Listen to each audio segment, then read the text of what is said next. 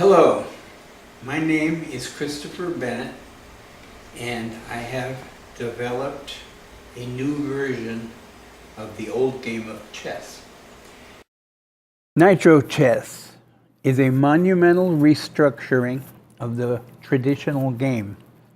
It is a turn-based game with the same objective as chess, but with many enhancements to the board and pieces, as well as rules concerned with gameplay.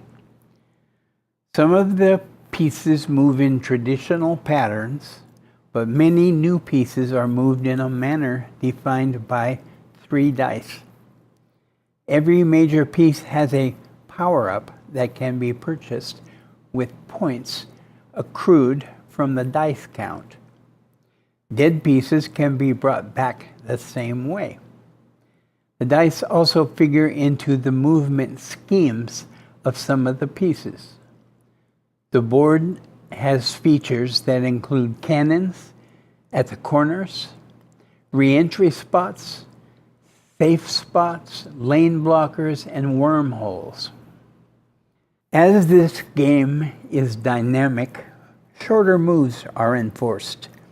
The dice roll affects gameplay insofar as certain combinations of numbers get power-ups and triples. They can have both the goodies and the gotchas. There are penalties in this game that deprive your opponent of some of his firepower. The major pieces can be set up the way the player chooses, so endless variations are possible. Chess is especially notable for its logic and strategy, precision thinking, and long elapses between moves. It's highly rewarding to the estimated 600 million players worldwide, but it's not, in the classic definition, fun. Nitro Chess, with its introduction of 7 new pieces, in addition to the traditional rook, bishop, and knight, provides a much more immersive combat and tactics. So I'd like you to show you the board, and I will go through a preliminary movement of each of the pieces. Okay, first we'll look at the board. In each of the corners there are cannons which can fire along this line up to that point. Five spots, and the cannon will kill anything in that row. Coming this way also, and that way also. These wormholes, if a piece were to move into a wormhole, it could go to any of the other 3, automatically transported over, and continue its move.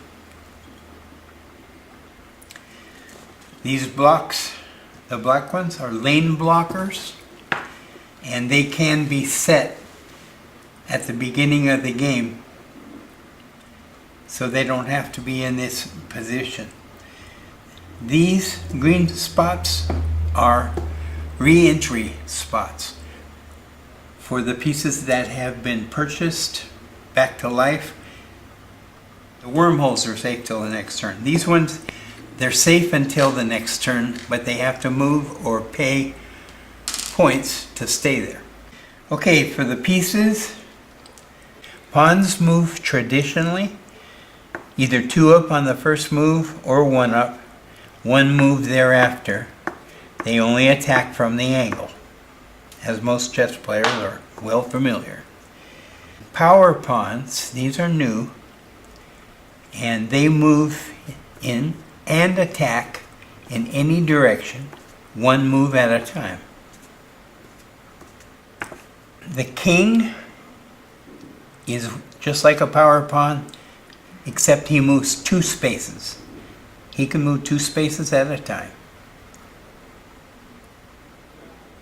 The queen, as always, has full run at any space, all the way this way, all the way back that way, and so on.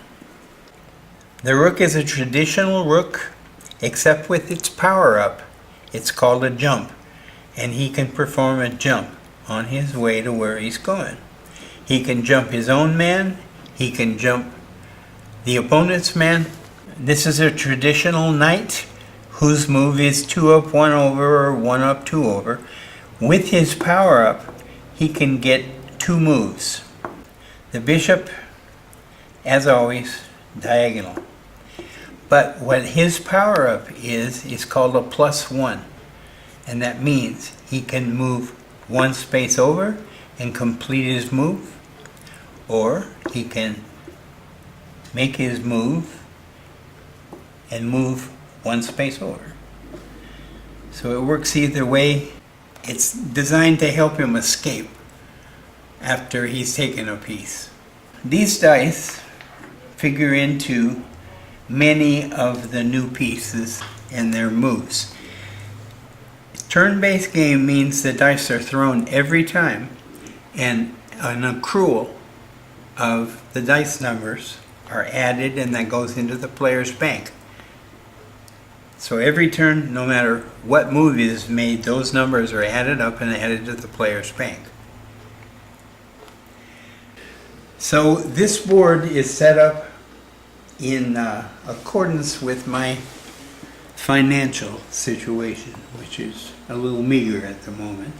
What I used instead of the pieces to represent what each of these are was I used Monopoly pieces, because that was all I had.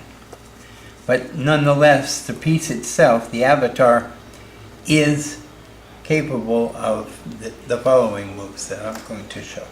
This represents the mini queen, and what she can do is move 4 spaces, whatever's there. She can move all the way diagonal, she can move to here, or she could go over here and take this pawn. Or she could go over here and take this pawn. She moves just like a queen, but only 4 spaces at a time. This is represented by a snake, and it's a shoe, but never mind. What a snake can do is move on blank space wherever it needs to, in between pieces, just like a snake. Determined by the dice roll. The hawk is also a piece that it has a 2 space move in every direction, but it also, the power up it carries is a bomb. And the bomb will use X, Y, and Z in a certain order. So it would go, the bomb would go 2, 3, and 2. The shotgun is a piece that can shoot either 2 spaces out or 2 spaces here, or here, or here, but it can go here, and it's documented. If that's too complicated, it's really a very simple piece once you understand it, like all of them. The archer is similar to the hawk, and he moves 3 spaces, and his arrow is the dice as well, but in a different manner, which I can explain in depth. But you know it's going to deliver an arrow to some piece that he wants to kill, some distance away from him. And the last of the new pieces is what I call a shapeshifter. Now he gets a 3 move, and then in any 3 connected block next to him, any 3 connected block, he can trade places with either himself or the enemy. So you could really put a high-powered piece in harm's way with this move if you don't just take the piece in some other way.